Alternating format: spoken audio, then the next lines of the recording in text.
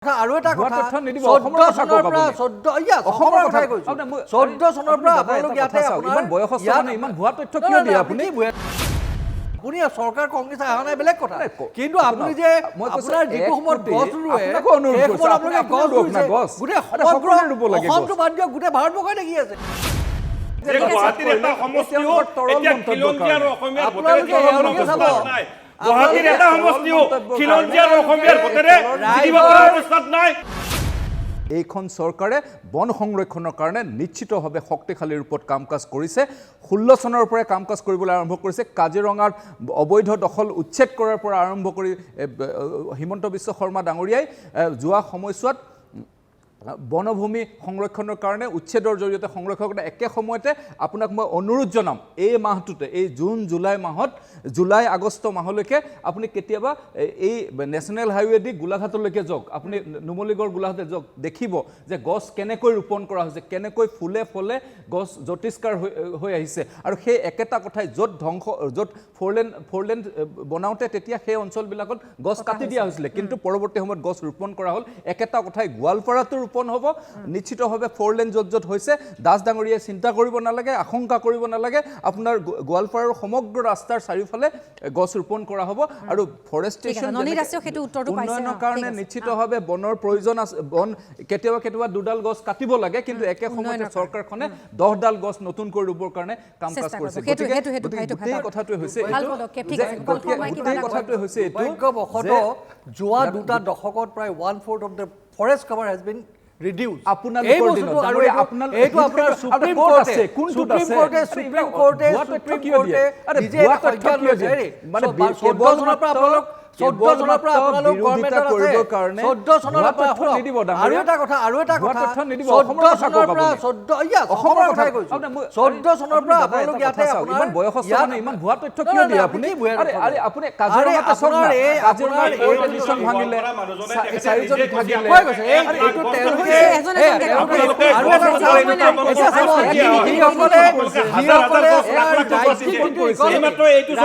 এক কোটি গছ যদি ৰোপণ কৰিছে এটা প্যাৰেলেল কোটি গছ একেদিনাই ৰোপণ কৰিছে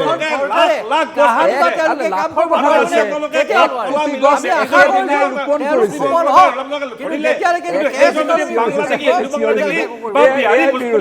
কেৱল মাত্ৰ চিঞৰ বাখৰ বাহিৰে কোনো কথা নাই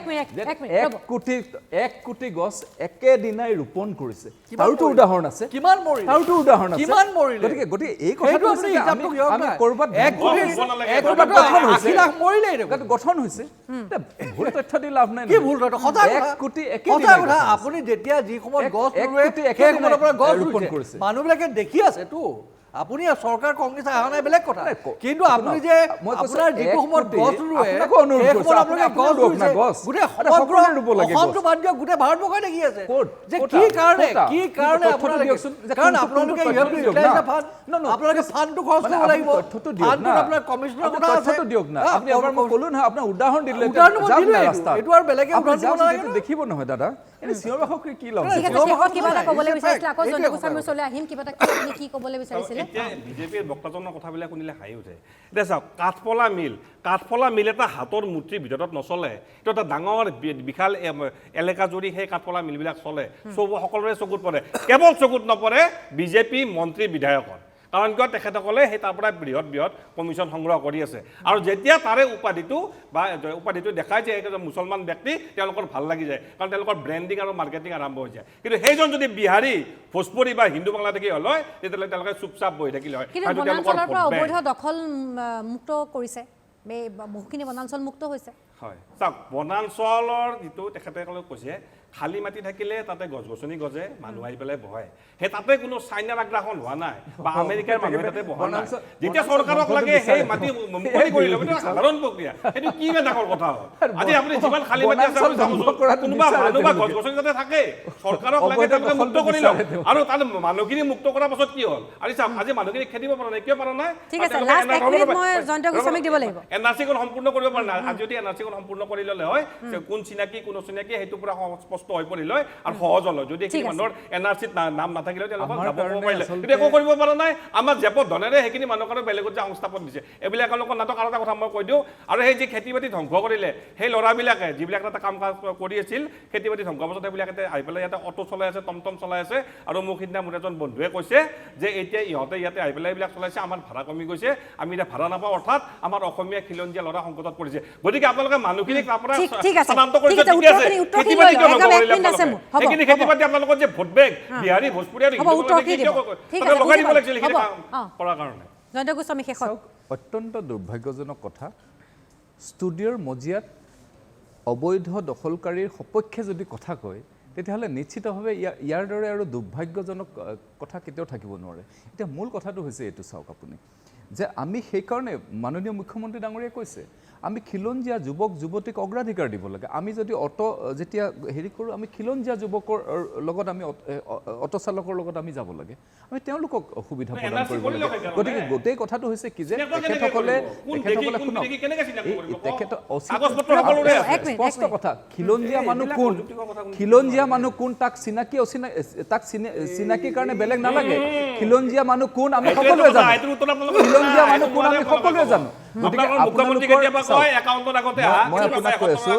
যে শপতনামা দিয়া আপোনালোকে হাইকোৰ্টত বিৰোধী